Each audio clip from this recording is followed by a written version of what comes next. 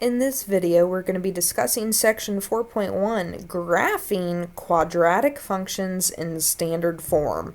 So, the very first word there, graphing. We are returning to graphing, so you need to make sure you have graph paper. Alright, so, just like linear equations had standard form, quadratic functions, or functions with an x squared, are going to have a standard form as well. So a quadratic function is a function that can be written in the standard form y equals ax squared plus bx plus c, where a doesn't equal 0.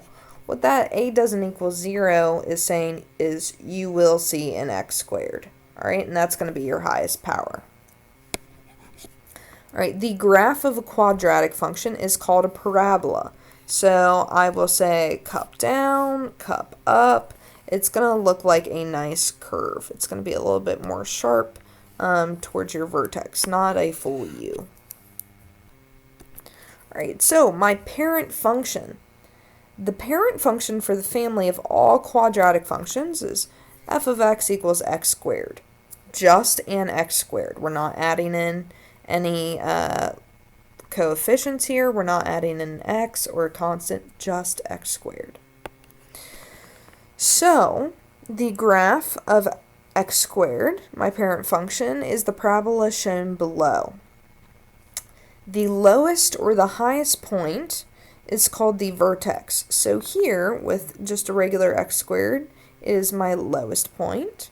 That's going to be called a minimum. Right in the middle of my parabola is what is called the axis of symmetry. It divides my parabola exactly in half into mirror images. Alright, and it is going to go through the vertex. That is an important piece of information. The axis of symmetry is going to go through the vertex. Alright, for any x squared, alright, and for any quadratic function, ax squared plus bx plus c, where b equals 0, alright, so that means you're not going to see an x term here. The vertex lies on the y-axis.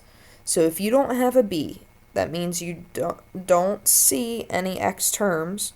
Your axis of symmetry is going to be the line x equals 0 or the y-axis. Alright, which makes for an easier drawing. Alright, so example 1 here. Graph y equals 2x squared and compare it to the graph of y equals x squared. So I'm going to pop back to my parent function real quick. I can always make a t-chart, just a little table here.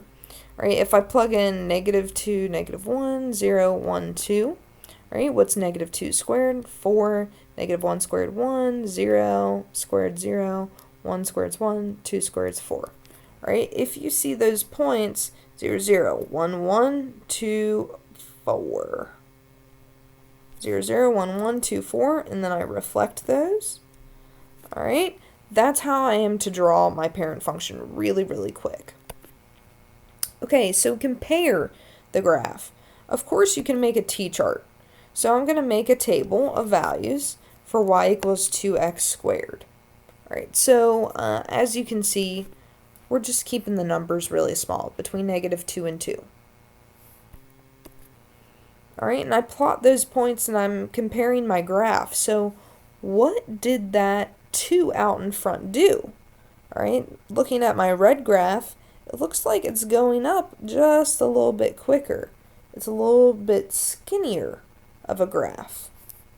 Alright, so if I think back to different words that I used, I would actually call that a vertical stretch.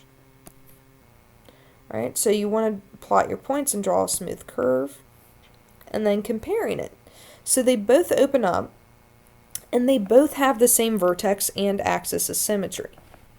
However, the graph of y equals 2x squared is more narrow.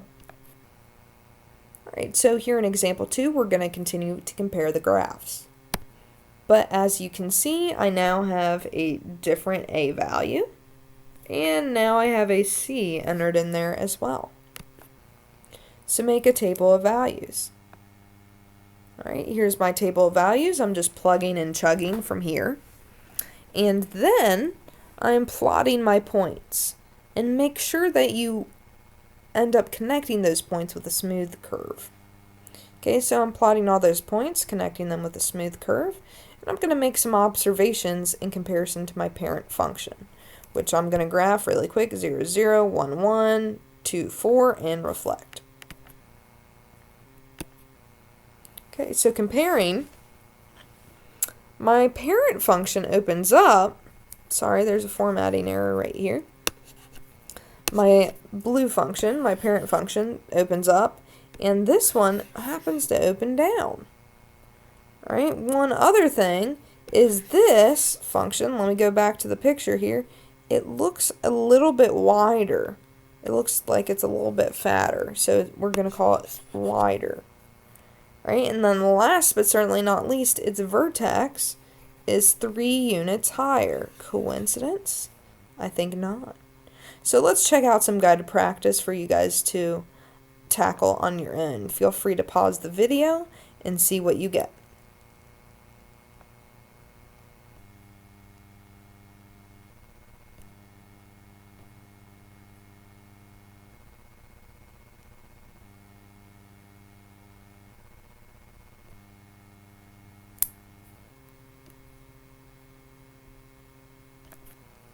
Alright, on to the good stuff. How can I actually graph it using some shortcuts here? So, the first thing I need to keep in mind is it's got to be in this form. Y equals ax squared plus bx plus c. Alright, we're going to take the case here that b is not 0. It would still work if b was 0 for the record. Okay, so here's a couple of characteristics. It's in standard form. It's decreasing x squared at x to constant. So first and foremost, just like before with the absolute values, if a is greater than 0, it opens up, and it opens down if a is less than 0. So if my leading coefficient here, is positive versus negative, that tells me whether it's going to open up, or cup down.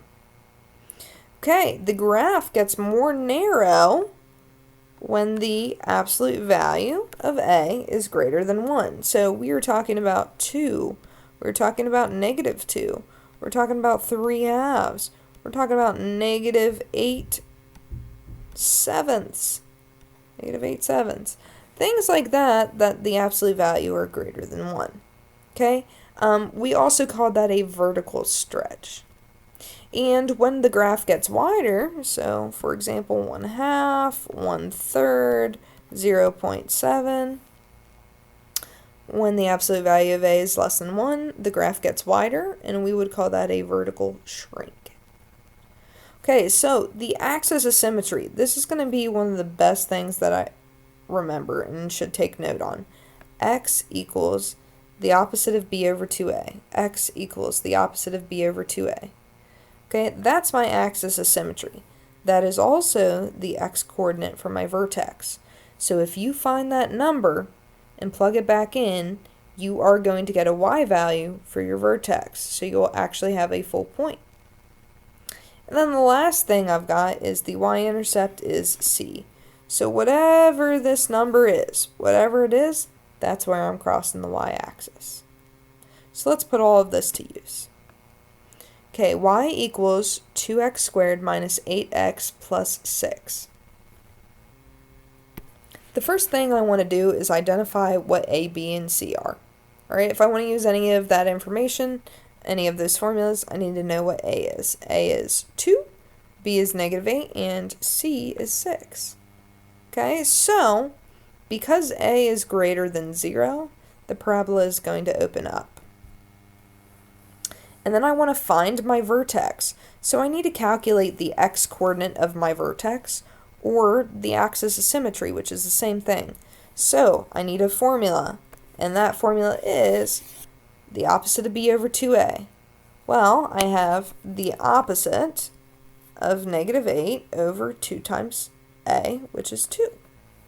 Alright, so that ends up being a positive 8 divided by 4, which yields a 2. Right, so I then find my y-coordinate by substituting in that 2 into my original equation here. So 2 times 2 squared minus 8 times 2 plus 6. And that gives me a negative 2. So the vertex, the highest or lowest point, it's going to be the lowest on this graph, is 2, negative 2. So plot that point. Okay, then I want to draw the axis of symmetry through that vertex. X equals 2. And then I want to check out C. C is going to give me my y-intercept, which at this point is 6. So her y-intercept is going to be 6. So I can plot my y-intercept, and I can go ahead and just draw a little rough sketch for you all. So here at x equals 2, I want to put a dotted line for my axis of symmetry. So we'll abbreviate it AOS, x equals 2.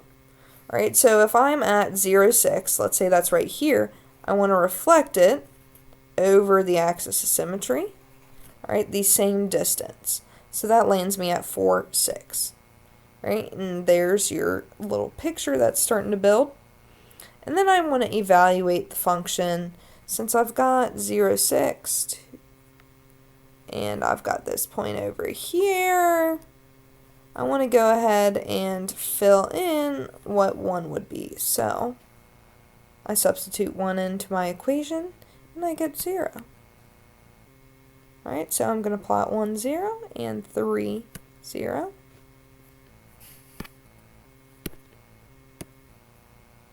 And there you go. That is your beautiful picture. That is you graphing a function in standard form. Alright, so here are a couple of equations for guided practice 4 and 5. Each should be properly labeled and using the correct numbers. Pause the video and see where you can get.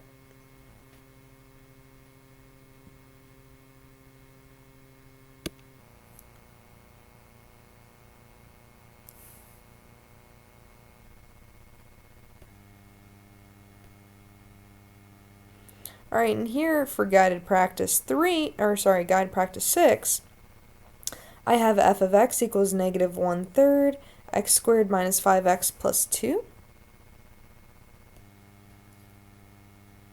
Alright, so we definitely have a little bit nastier of a fraction, but perfectly doable. Alright, so let's talk about the minimum and maximum values. If we go ahead and study that a is greater than 0, we know it's going to open up, so it's going to be cup up. If a is less than 0, it's going to be cup down. So if it's cup up, I have a minimum. If it's cup down, I have a maximum. Right, and we need to keep in mind that these minimum and maximum values are actually the y-coordinate of the vertex. Alright, so using x equals the opposite of b over 2a isn't enough anymore. We need to actually find the y value. So tell whether the function y equals 3x squared minus 18x plus 20 has a minimum or maximum. So let's go ahead and look at a. A equals 3. The absolute value of a is greater than 1 because the absolute value of 3 is 3. And 3 is greater than 1. Alright, so it opens up. Since it opens up, no matter where it is on my graph, whatever that vertex is, it is a minimum value.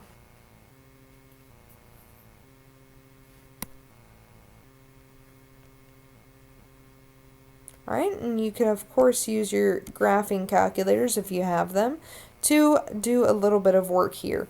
You would press the second and then look for calculate.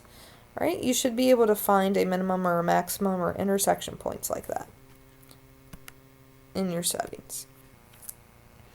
Alright, continuing with that, the opposite of b over 2a.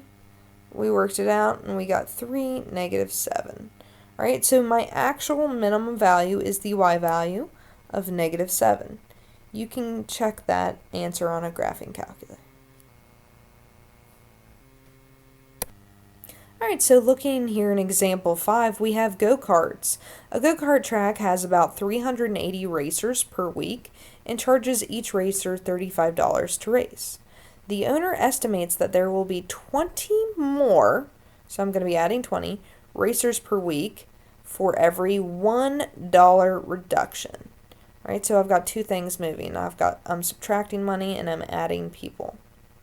Right? How can the owner of the go-kart track minimize weekly revenue? I apologize, it says maximize. Obviously, we want to maximize our revenue. We want more money. Okay, so I need to define my variables.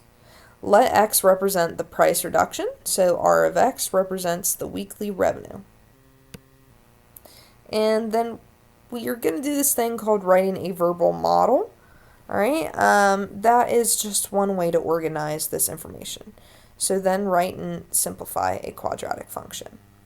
So I have revenue, and whatever my price is, 35 minus x, revisiting the problem, figuring out where that comes from, I've got $35 to raise. Alright, so here I have a verbal model written.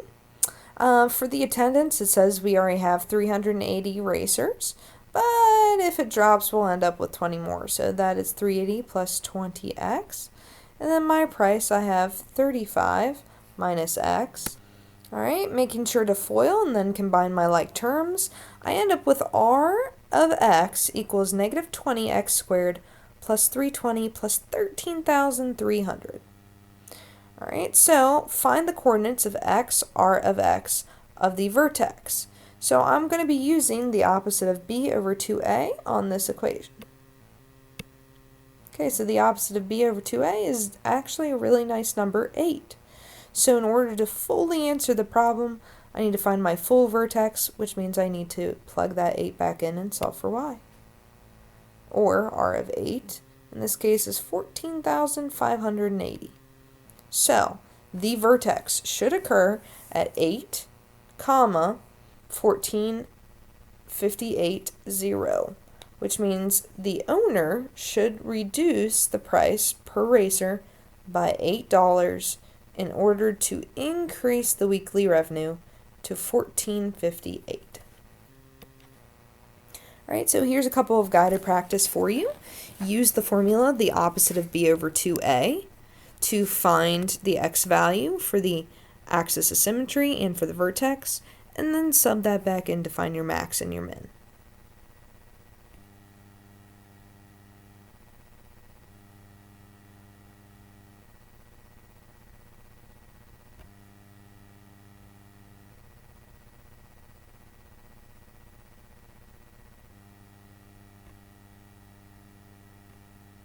Alright, and that is it for this video. If you guys have any questions, I'll see you when I see you. Feel free to send me an email.